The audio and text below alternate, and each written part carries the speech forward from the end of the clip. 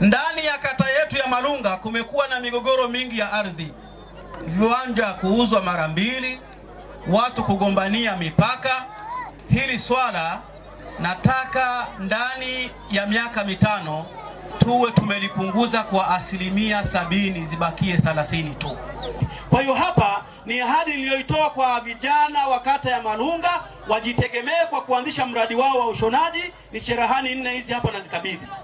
Lakini pia nikasema vijana wa kiume katika kata yetu ya Malunga kupitia UVCCM nitakabidhi mashine moja ya uchomeleaji, waanzishe ofisi ya kuchomelea mageti pamoja na madirisha. Bado tunalo eneo kubwa hili, vijana mnaweza kutenga eneo mkaanzisha mashine ile pale ya kuchomelea. Mheshimiwa Diwani, kwa plani ilionayo, kwa heshima hii uliotuonesha jumuiya ya vijana, tunakushukuru sana. Lakini kipekee sana niombe vijana wa Malunga, tunayo shida kubwa sana. Umezungumza mengi hasa kwenye upande wa mikopo.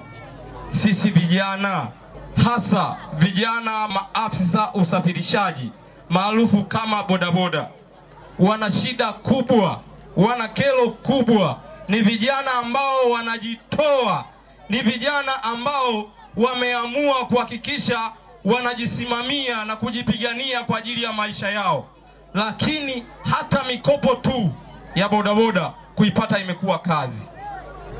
Ndugu zangu, jimbo letu la Kahama Manispaa ama Kahama mjini tumepokea fedha za maendeleo kama ifuatavyo. Mwezi Desemba 30 tulipokea fedha jumla ya milioni 77 na sehemu. Fedha hizi tayari madiwani wameshaanza kuzichakata ziende kwenye maendeleo mbalimbali ya kata. Sasa tunaposema jimbo la Kahama, na Kahama yenyewe ni pamoja na Malunga. Ahmed, katika mchakato wa hizo fedha tunaomba ndani ya fedha hizo zikafanye kazi ya kuharakisha maendeleo ya kata ya Malunga.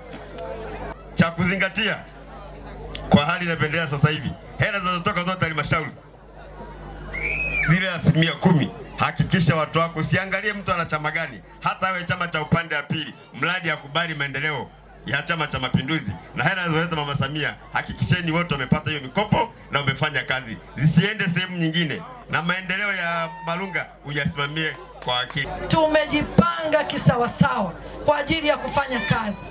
Tunafanya kazi kwa ushirikiano mkubwa, na niseme wewe yuko hapa, mtendaji wetu wa kata pamoja na bimaendeleo, nikuombe sana wanawake hawa na vijana hawa kwenye sekta nzima ya mikopo wapate mikopo tena kwa wakati.